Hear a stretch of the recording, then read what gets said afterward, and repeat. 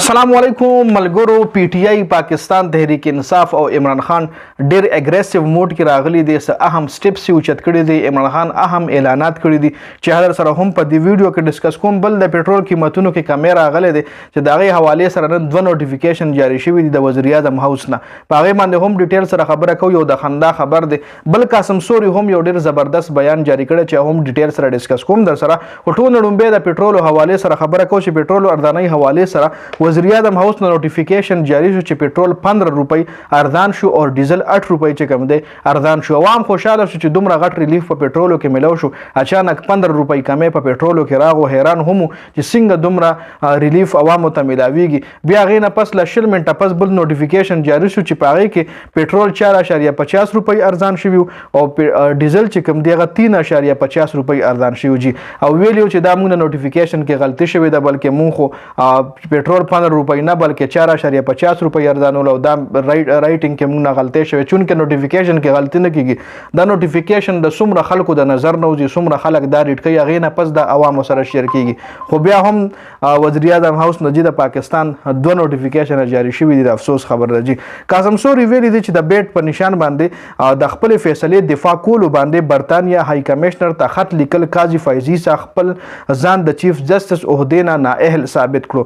مطلب چې کوم د بیټ نشان اخیستل شوی د هغې دفاع کولو سره برطانیه های کمشنر له د پاکستان چیف جسټس قاضي فیضي څخه خط لیکلی دی. چونکې د ویلي چې د چیف جسټس عہدې باندې د خپل ځان نااهل کو. دا خط لیکل د وزارت خارجه کار دی. دا د چیف جسټس کار نه وي. چیف جسټس قاضي فیضي څخه برطانیه حکومت ته خپل صفای ورکول انتهایی شرمناک حرکت دی. دا ورپسې قاسم سوري یو ډیر زبردست ټویټ کړی دی جی. بل بیان زبیر علي خان ورکړی دی چې د ویلي دی د وزیر اعظم طرف نه ججز ته کالی بیړې مطلب تورې ګډې ویل په عدالت کې 3 ځله پرون زیر بحث شو. خو چیف جسټس قاضي فیضي څخه دا خبره 3 وړه ځله اګنور کړي ځکه چې دا خبره شهباز شریف کړې وه. که جج دا خبره عمران خان کړې وه نو خپله سوچ وکړئ چې په هغه باندې به یو بله دفعه هم لګېدلې وه چې تا څنګه ججز ته کالی بیړې وي.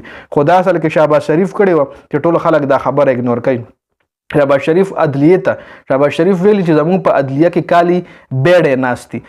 نو اوس په دې دا خبره پرون عدالت کې 3-4 ځله زیر بحث شوه.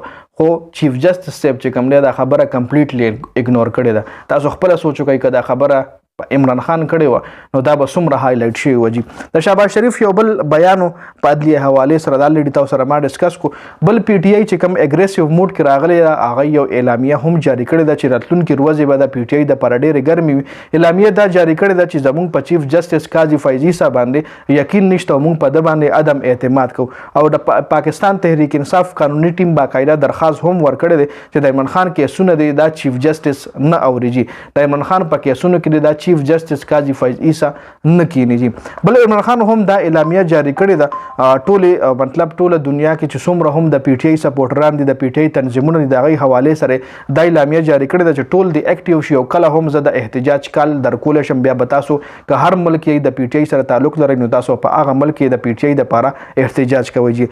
بل پی ټی آی ته راوات کې جی ټي روډ چې کوم دی په هغې باندې د جلسې کولو اجازت ملو شو چې هغه پی ټی آی ریجیکټ کړی دی. دې جلسې کولو حوالې سره 39 شرایط چې کوم دی ډي سی اسلام آباد پی ټی آی ته کېښودي وو جي. هغې کې سیکیورټي ځان له په خپله ارینج کول چې کوم خلک جلسې له راځي په اسلام آباد کې شپه نه کوي. مختلف قسم داسې شرایط یې وله کېښودي وو چې په هغې باندې پی ټی آی ناراضه وه جي. نو دا خبرونه او اهم اپډیټس تاسو سره مې شریک کړل. د ویډیو کتلو زیاته مننه. ویډیو ضرور مخکې ملګرو سره شریکه کړئ. والسلام.